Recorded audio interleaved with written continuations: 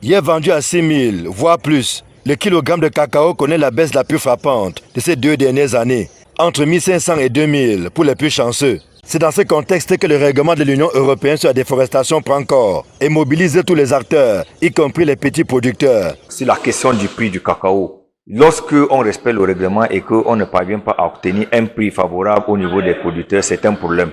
Je voudrais également parler de la géolocalisation qui n'est pas la chose facile pour le producteur. Nous voudrons obtenir nos propres données et nous voulons être accompagnés par l'État qui nous donne les moyens pour géolocaliser nos parcelles et avoir les données dans les coopératives et dans nos organisations. Le sort des petits producteurs, mais aussi des femmes et des populations autochtones, est au cœur des préoccupations. Parce qu'on dit qu'il y a 600 000 petits producteurs de cacao au Cameroun et la production de cacao dans notre pays repose sur le petit producteur. On n'a pas vraiment de grandes sociétés qui produisent du cacao.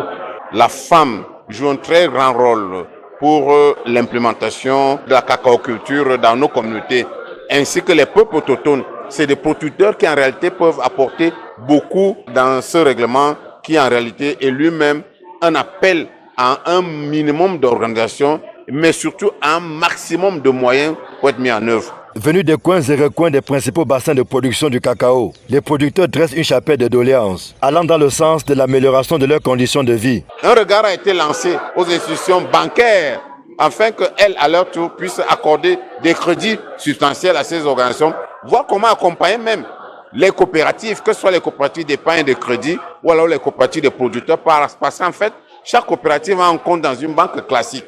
Et celle-ci devrait avoir des fonds substantiels pour pouvoir accompagner non seulement les peuples autochtones, non seulement les femmes, mais tous les autres petits producteurs. Et il faut pouvoir faire entendre leur voix. C'est ce que nous avons commencé à faire depuis 2 ans dans la perspective de l'entrée en vigueur du règlement.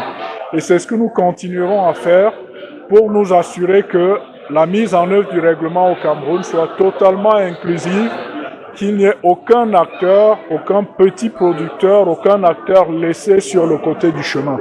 Prévu pour décembre 2024, l'entrée en vigueur du règlement de l'Union européenne sur la déforestation vient de connaître un deuxième glissement de date, ce qui donne suffisamment de temps aux différents acteurs pour se mettre à la page.